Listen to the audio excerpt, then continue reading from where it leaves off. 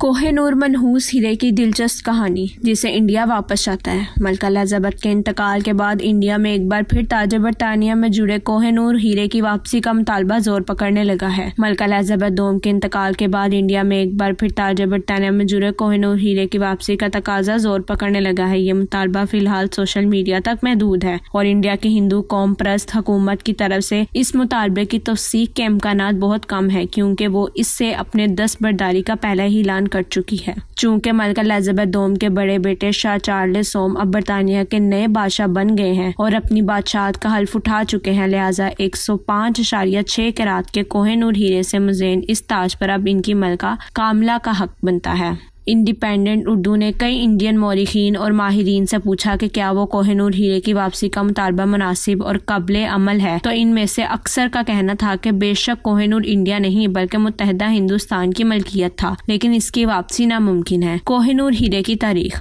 अक्सर इंडियन मौरिख इस बात पर मुत्तफिक हैं कि कोहिनूर नामी ये नादिर हीरा कुतुब शाही दौर में गोलकंडा की क्लोर कान से दरियाफ्त हुआ था। क्लोर आज जनूबी इंडिया की रियासत अंधारा प्रदेश का हिस्सा है। दक्कन की तारीख के अल्लामा अजाज फरक ने अमेरिका के शहर शिकागो से इंडिपेंडेंट उर्दू से गुफ्तगू में कहा कि क्लोर कान से दरियाफ्त होने वाला कोहिनूर हीरा सबसे पहले गोलकंडा के मीर मोहम्मद सैयद अल मारूफ मीर जमीर दोम के हाथ आया, जो अब्दुल्ला कुतुब शाह की तरफ से सल्तनत का वजीर आजम बन जाने से कबल हीरों और जौहरात का ताजिर थे। वो दुनिया के इससे सब कीमती हीरे को चमड़े के एक बस्ते में रखते थे और खुद इससे अलग नहीं करते थे। इसका वजन तकरीबन 756 कैरात था। एक दिन में जुमला का बेटा नशे की हालत में बादशाह के तख्त पर जा बैठा, जिसकी पादाश में इन्हें मीर जुमला को अपने अहदे से बरतरफ कर दिया गया। मीर जुमला ने अपनी मदद के लिए मुगल हुक्मरान शाहजहां से मिलना मुनासिब समझा। जब वो शाहजहां के दरबार में पहुंचे तो इन्होंने कोहिनूर हीरा बतौर हदिया पेश किया। इस तरह ये हीरा मुगलों के पास पहुंचा। शाहजहां ने जब मीर जुमला की आमद का मकसद दरियाफ्त किया तो इन्होंने अपनी रुदात बयान की, जिस पर शाहजहां ने यकीन दिलाया कि आपको आइंदा ओहदा वापस दिलाया जाएगा। बाद में औरंगजेब ने मीर जुमला को बंगाल का सूबेदार मुकर्रर किया। अल्लामा अजाज फरक कहते हैं कि कोहिनूर हीरे की मुगल बादशाह मोहम्मद शाह रंगीला से नादिर शाह के हाथ लगने की एक दिलचस्प कहानी है। ये कहानी यूं है कि जब नादिर शाह ने दिल्ली पर हमला किया तो 1729 में इनके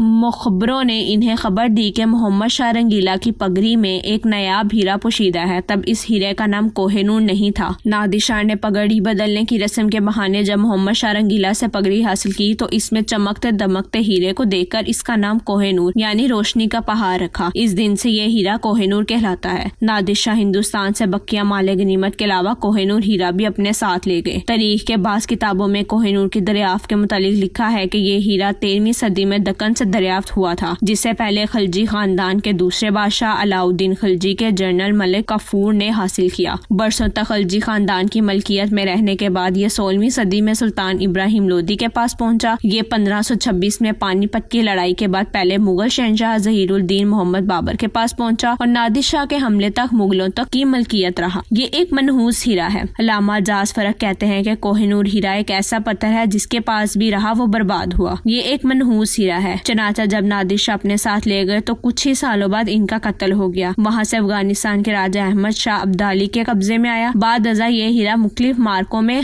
राजाओं के हाथ लगता गया और बिलाखिर दोबारा हिंदुस्तान पहुंचा। पंजाब के महाराजा रंजीत सिंह मुख्तलिफ त्योहारों और मौकों पर इसे अपने बाजू पर बांधते थे। इनकी मौत के बाद अंग्रेज जब सिखों पर गालिब आए तो गुलाब सिंह ने कोहिनूर हीरा दलीप सिंह से लेकर सर नेहरी लॉरेंस को दिया, जिसे 3 जुलाई 1850 को लॉर्ड डेलहौजी ने मलका विक्टोरिया की खिदमत में पेश किया। तब से आज तक ये कीमती हीरा बरतानिया के कब्जे में है। अगरचा 756 कैरात के इस हीरे के गाहे गाहे तराश के बाद अब ये सिर्फ 105.6 कैरात रह गया है। सोलिसिटर जनरल रंजीत कुमार के रिमार्क्स के कबल मोदी हुकूमत ने सुप्रीम कोर्ट को बताया था कि इंडिया को कोहिनूर पर अपने दावे से दस्तबरदार हो जाना चाहिए, क्योंकि यह हकीकत है कि 1850 में यह हीरा बरतानवी हुकूमत को तोहफे में दिया गया था।